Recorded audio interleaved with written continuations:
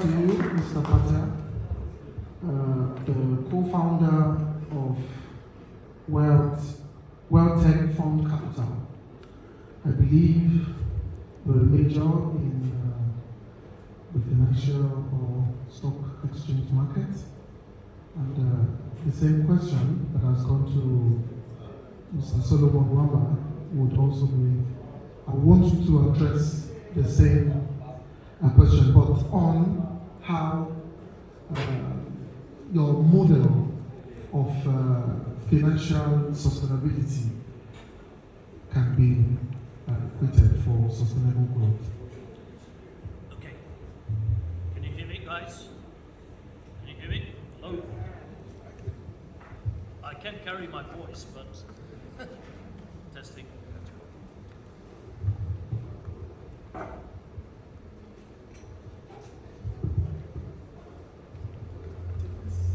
That's yours. Hello? Testing. Okay. I'd like to stand up. All right? My name is Patel. I'm a serial entrepreneur, serial disruptive entrepreneur, best-selling author. I was born in Kenya. My father was born in Tanzania. I think the gentleman over here said Indians have been there for a century, but my grandfather went there almost 150 years ago. So you can imagine how gutsy and entrepreneurial just that journey is, and you didn't have cruisers with balconies and nice suites in those days, right? But my heart is in Africa for obvious reasons, third gen. And my soul is in India because of Indian origin.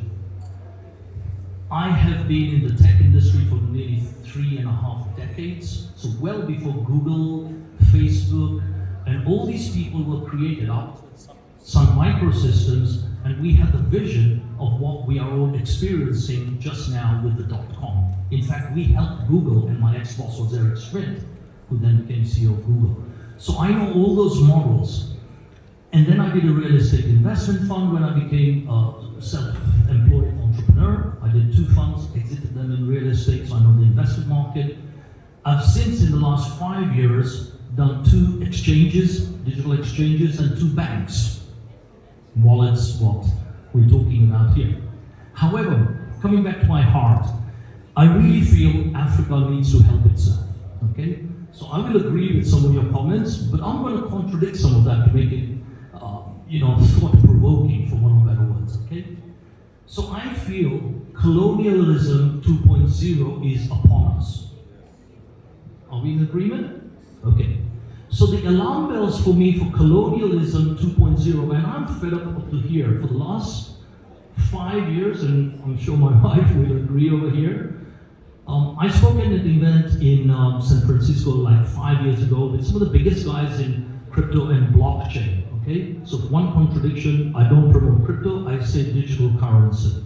Because crypto in the world sounds like a bad name. The digital currency doesn't, okay?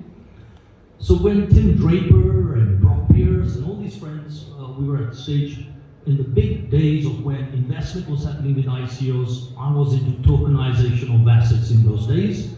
I went and saw Nelson Mandela, I spoke to Nelson Mandela's son, Mandla, and Madiba's son wanted to do that, but then governmental and political pressure stopped it. So lesson number 1, if you want to make change, please don't go to the politicians in Africa. Get yourself some gutsy entrepreneurs who are going to disrupt the system and help Africa themselves, okay? Agree? Right. Lesson number 2, tokenization of asset. What I really hate about this colonialism 2.0, or what I call digital world transformation 2.0 in Africa, I hate the things that we are seeing today. Foreign companies, a lot of the foreign companies, myself included, from the deployment of M-Pesa, right, in Kenya.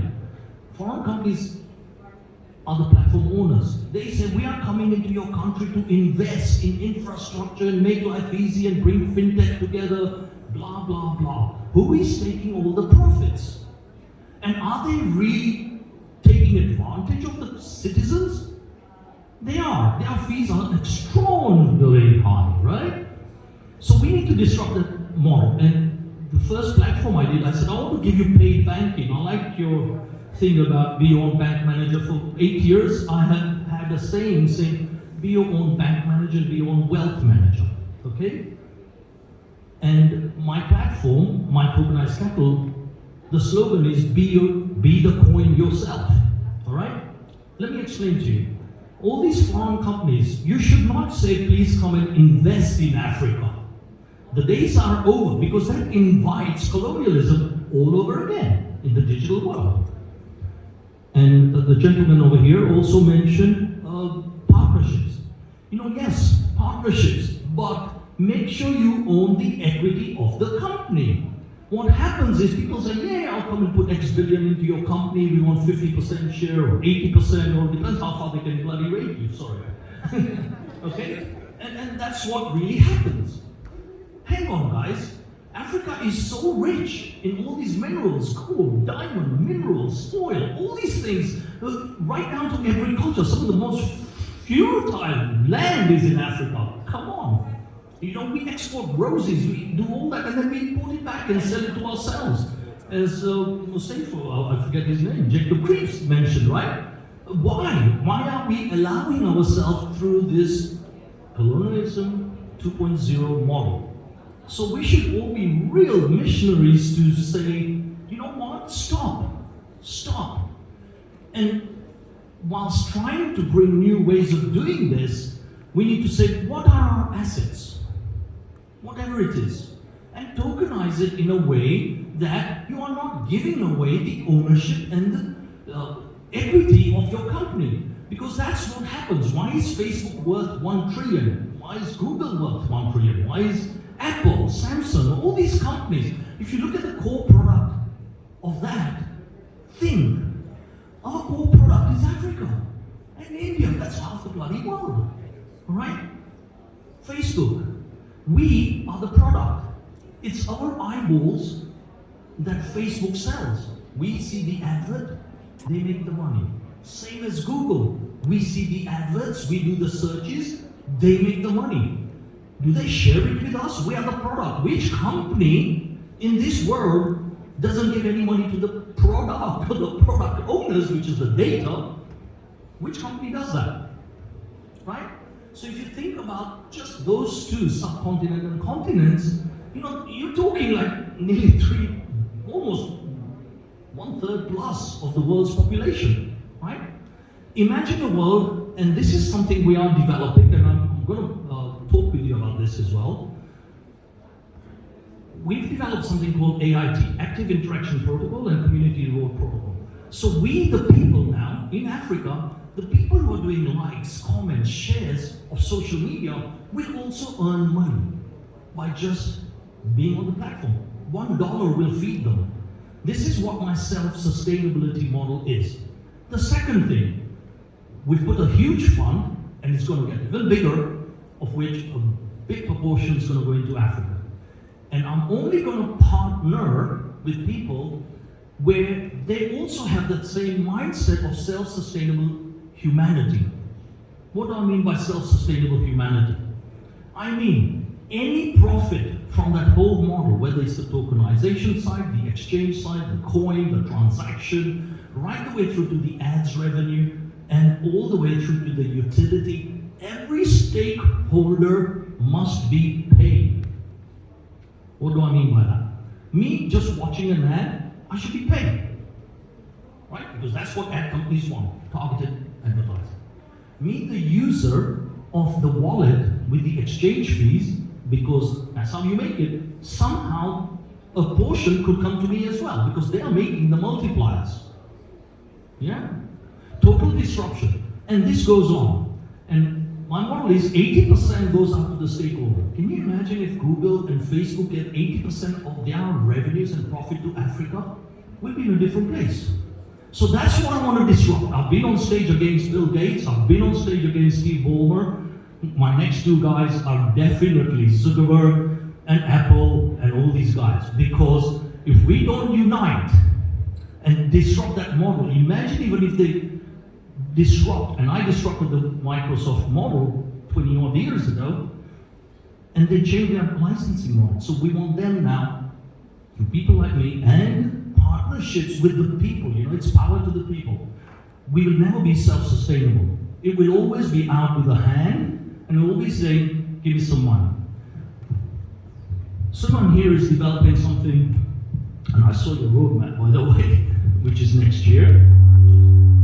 I just Googled it. So, tokenization of assets.